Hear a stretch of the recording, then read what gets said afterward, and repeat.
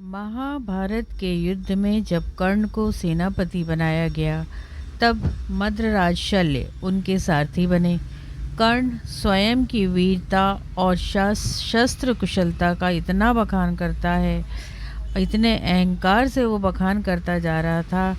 तब मद्रराज शल्य ने उसे बार बार समझाया कि वो भगवान श्री कृष्ण और अर्जुन के सामने एक तुच्छ प्राणी है, पर उसे समझ ही नहीं आ रहा था। वो लगातार उन्हें कटु बातें सुनाता जा रहा था। इस पर उन्होंने कर्ण को एक उदाहरण दिया। उन्होंने कहा कि मैं तुम्हें एक दृष्टांत सुनाता हूँ, एक उदाहरण समझाता हूँ, तब तुम्हें समझ में आएगा कि मैं क्या कहना चाह रहा हूँ। कुल कलंक कर्ण, सुनो, मैं तुम्हें एक दृष्टांत सुनाता हूँ। कहते हैं, समुद्र के तट पर किसी धर्म प्रधान राजा के राज्य में एक धन धान्य संपन्न वैश्य रहता था। वह यज्ञ यज्ञादि करने वाला, दानी, क्षमाशील और अपने कर्मों में स्थित पवित्रात्मा और समस्त जीवों पर दया करने वाला था। उसके कई पुत्र थे। वे एक कौवे को अपना झूठा भात, दही, दूध, खीर आदि दे दिया करते थे।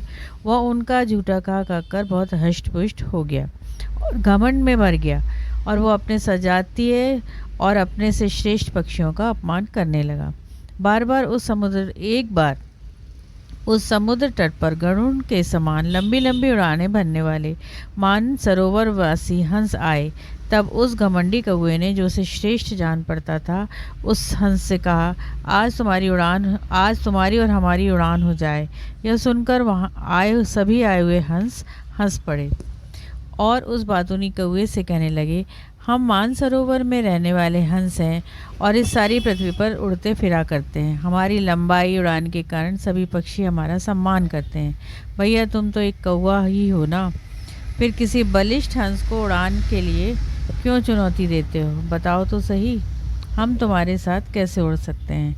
हंस की यह बात सुनकर कौवे ने उसे बार बार दुत्कारा और स्वयं क्षुद्र जाति का होने के कारण अपनी बड़ाई करते हुए कहने लगा, मैं 100 प्रकार की उड़ानें भर सकता हूँ। क्या तुम भर सकते हो? उन्होंने कहा, नहीं, हम तो नहीं भर सकते, पर तुम कौन सी उड़ानें भर सकते हो? उसने नाम बताए, उडीन, अवडीन, प्रडीन, डीन, निडीन, संडीन, त्रियकडीन, विडिन, पेरिडीन, पराडीन, सुडीन, अभिडीन, महाडीन, नेडीन, अतिडीन, संडीन।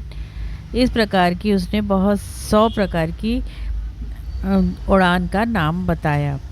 तो और बोला, मैं आपके सामने ये सारी गतियाँ करके दिखाऊंगा, तब तुम्हें पता चलेगा कि मैं कितना शक्तिशाली हूँ। इनमें से मैं किसी भी गति से आकाश में उड़ सकता हूँ। तुम जैसा उचित समझो और कहो, बताओ मैं किस गति से उड़ूँ? कौवे के इस प्रकार कहने पर एक हंस ने हंसकर कहा, कौवे और काक, तुम तो अवश्य 100 प्रकार से उड़ना जानते हो, पर हम तो एक ही प्रकार से उड़ना जानते हैं, इसलिए हम एक ही प्रकार से उड़ेंगे और तुम्हें जिस उड़ान से पसंद हो उसी उड़ान से उड़ो। यह सुनकर वहाँ जो दूसरे कौवे थे वे हंसकर कहने लगे, ये हंस एक ही प्रकार से उड़ेगा तो ये कैसे जीतेगा? अब कौवा और हंस होड़ के लिए उड़ चले। कौवा 100 प्रकार की उड़ानों से दर्शकों को चकित करने लगा तथा हंस अपनी एक ही प्रकार की मृदुल गति से उड़ रहा था। कौवे की अपेक्षा उसकी गति बहुत धीमी थी। तो दूसरे कौवों ने तिरस्कार करके कहा, यह हंस उड़ा तो सही, परंतु कौवे की गति के सामने इसकी गति बहुत मंद है। यह सुनकर वो हंसने लगे और वो उड़ते उड़ते वो पश्चिम की ओर उड़ने लगे, समुद्र के ऊपर। इस यात्रा में कौवा 100 गतियों से उड़ते उड़ते थक गया। उसे विश्राम लेने के लिए कहीं कोई जगह ही नहीं दिखाई दी, क्योंकि वो समुद्र के ऊपर उड़ रहा था। उसे बड़ा भय हुआ। उसने सोचा, बाप रे, मैं तो थक गया हूँ, कहीं मैं गिर गया तो मैं तो समुद्र में ही गिर जाऊँगा। अंत में वो निराश होकर हंस के पास आया। उसने कहा कि मैं अपनी हार मानता हूँ, मुझे नहीं सब, मैंने शायद ज़्यादा ही अपनी उसका बखान कर दिया। तुम तो मुझे अपने साथ ले चलो किसी तरीके से और मुझे कोने पर पहुँचा दो। तब हंस ने कहा, क्यों, तुम तो 100 प्रकार की उड़ानें भर रहे थे, फिर इस प्रकार क्यों गिर रहे हो? इस पर उसने कहा कि मैं जूठन खा कर ऐसा घमंडी हो गया था और अपने आप को साक्षात गरुड़ के समान समझने लगा था, इसलिए मैंने सबका अपमान किया और आपका भी अपमान किया। परंतु अब मैं आपकी शरण में हूँ। मुझे अपनी गलती का एहसास हो गया कि अपने को कभी भी इतना अहंकारी और श्रेष्ठ नहीं समझना चाहिए कि जो श्रेष्ठ है उसको भी मैं नीचा समझने लगा, ये मेरी गलती थी। इस प्रकार जब हंस ने उसकी हालत देखी, उन पे दया आई, तो वो उसको साथ में लेकर चल सके। इसी प्रकार कर्ण, तुम भी दुर्योधन के धृतराष्ट्र के पुत्र और दुर्योधन की जूठन खा कर तुम बड़े हुए हो और अपने आप को श्रेष्ठ पुरुषों का भी अपमान करने लायक समझने लगे हो। जब तुम अकेले ही उनको संग्राम में मार सकते थे पहले, पर तुमने तब क्यों नहीं मार दिया अर्जुन को?